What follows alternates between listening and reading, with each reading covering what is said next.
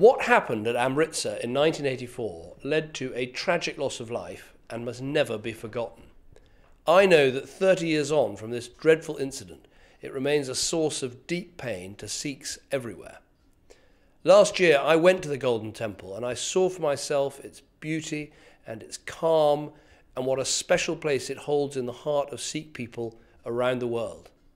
I completely understand the concerns that the documents raise, which is why as soon as I heard about them, I asked the Cabinet Secretary to urgently look into the role played by the UK government and to establish the facts.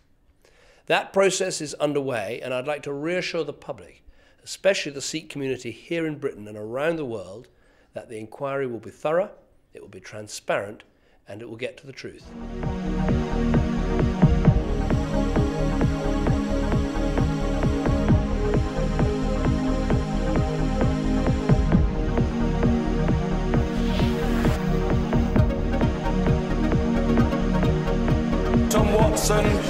On his Amritsar inquiry, instead of ordering a civil servant to investigate, why doesn't the Prime Minister just ask Lords Geoffrey Howe and Leon Britton what they agreed with Margaret Thatcher, and whether it had anything to do with the Westland helicopter deal at the time?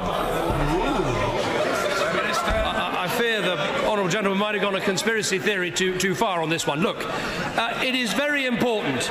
It is very important that we get to the bottom of what happened, and that is why I've asked the Cabinet Secretary to lead this review. He will establish this urgently and establish the facts. The process is underway. I want it to be fast. I want it to find out the truth, and the findings will be made public.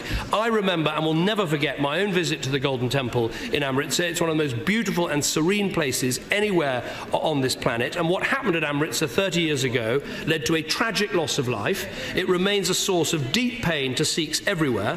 Prime Minister Singh, in my view, was absolutely right to apologise for what has happened, and I completely understand the concerns that these papers raise. So let's wait for the outcome of the review by Sir Jeremy Hayward. I don't want to prejudge the outcome, but I would note that so far it has not found any evidence to contradict the insistence by senior Indian Army commanders responsible at the time that the responsibility for this, it was planned and carried out solely by the Indian Army. I think that is important to put that, but we do need an inquiry so we can get to the bottom of this. Thank you, Mr. Speaker. The Prime Minister will be aware of the grave concern among British Sikhs about the reports in recent days of UK involvement in Operation Blue Star to storm the Golden Temple. He will also be aware that the broader events of 1984 in India resulted in the death of thousands of innocent Sikhs, and that this has left lasting grief and pain in the Sikh community here in the UK and around the world. This is an open wound which will not heal until the full truth is told. So can I ask him, on the process he has set up, whether he will ensure there is full disclosure of all government papers and information from that time, and that there is also, following that, a proper statement in this House where ministers can be questioned about this? Minister.